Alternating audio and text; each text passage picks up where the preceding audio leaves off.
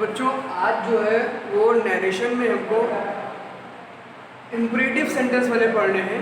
तो मैंने assertive sentence वाले करवा दिए हैं और इंट्रोगेटिव वाले सेंटेंस भी करा दिए हैं। इंट्रोगेटिव में ए टाइप और बी टाइप दोनों ही करवा दिया था। आज जो हम लोग को उसके आगे पढ़ना है वो है नरेशन में ही इम्परेटिव सेंटेंस पढ़ना है, यानी कि इस बार जो इन्वर्टेड कॉमा होगा उसके अंदर का ये जो सेंटेंस होगा वो इम्परेटिव सेंटेंस होना चाहिए। अच्छा, कहने से पहले ये जान लो कि इम्परेटिव सेंटेंस कहते किसको हैं।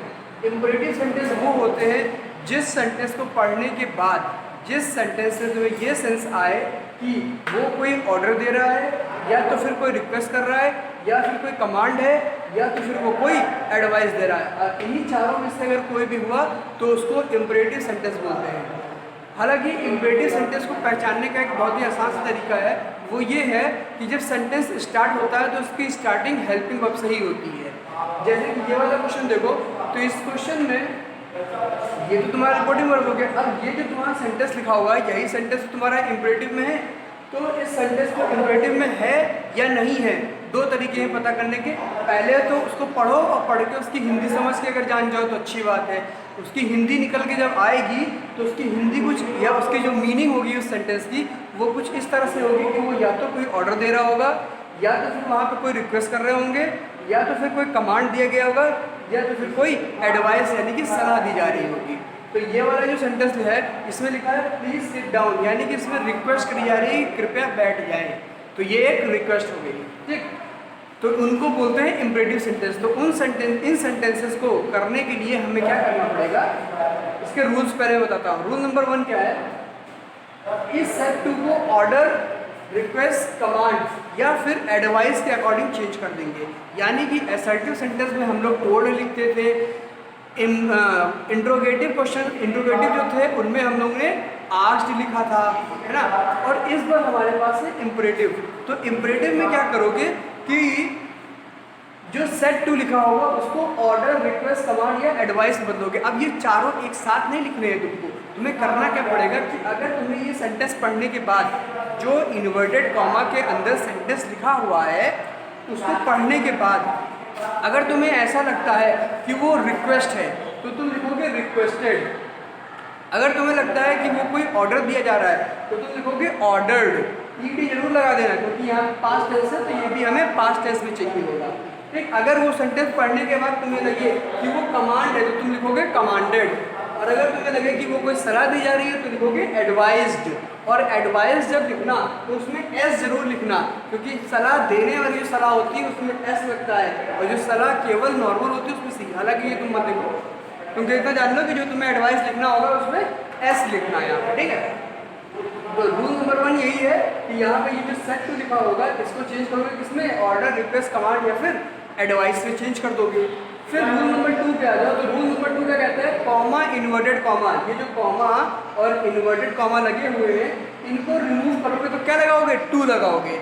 याद करो असर्टिव में हमने डैट लगाया था, है ना।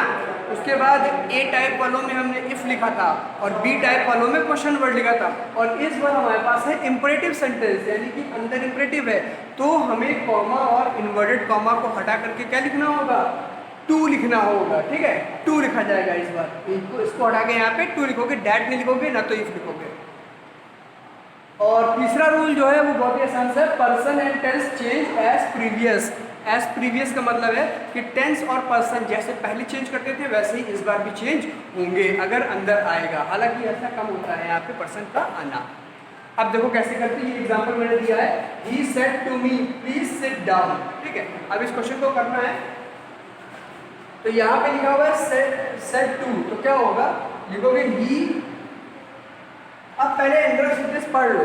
जब अंदर का सेंटेंस पढ़ोगे तभी तुमको समझ में आएगा कि वो सलाह है तो एडवाइस लिखी जाए, अगर वो रिक्वेस्ट है तो रिक्वेस्टेड लिखा जाए। तो लिखा है प्लीज सिट डाउन, यानी कि यहाँ पे कहीं पे भी प्लीज वर्ड लिखा हो इसका मतलब है वो रिक्वेस्ट की जा रही हो। जरूरी नहीं कि हर जगह प्लीज लिखा ही हो, नहीं भी लिखा होगा तो भी तुमको पढ़ के ये समझ में आना चाहिए कि वहाँ पर रिक्वेस्ट है या नहीं है।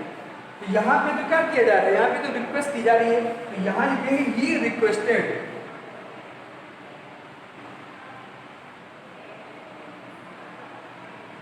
तुमको अगर ये जानना है कि यहाँ क्या आना है रिक्वेस्टेड आएगा, कमांड आएगा या क्या आएगा, तुमको पहले ये सेंटेंस पढ़ना पड़ेगा, ठीक। तो ही रिक्वेस्टेड मी, कॉमा और इन्वर्टेड कॉमा को हटा के डैट नहीं लगाएंगे, इफ नहीं लगाएंगे, क्या लगाएंगे, टू हो जाएगा। ही रिक्वेस्टेड मी टू, अब यहाँ पे लिखा हुआ है प्लीज सिट डाउन, तो देखो तुमने क्या किया कि प्लीज वर्ड को चेंज कर दिया रिक्वेस्टेड में, तो प्लीज वर्ड यहाँ से हट गया, प्लीज वर्ड को तुमने चेंज कर दिया रिक्वेस्टेड में, तो प्लीज वर्ड यहाँ से हट गया, अब बचा क्या, सिट डाउन, तो क्या हो जाएगा, he requested me to sit down.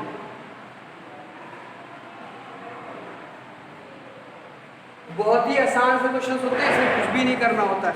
और एक बात और बता दूं मैं तुम लोगों को कि जब यहाँ कोई भी सेंटेंस लिखा हो और तुमने जैसे ही टू लिखा, टू लिखने के बाद यहाँ पे कितना भी लंबा सेंटेंस लिखा हो, जहाँ पे तुमको मेन वर्ब दिख जाए वहाँ से पूरा सेंटेंस लिख दिया जाता है।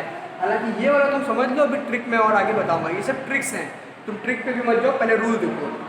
रूल हमने क्या किया, ही सेट टू को रिक्वेस्टेड में कर दिया, क्यों किया, क्योंकि यहाँ पे रिक्वेस्ट की जाएगी तो यहाँ पे रिक्वेस्टेड कर दिया,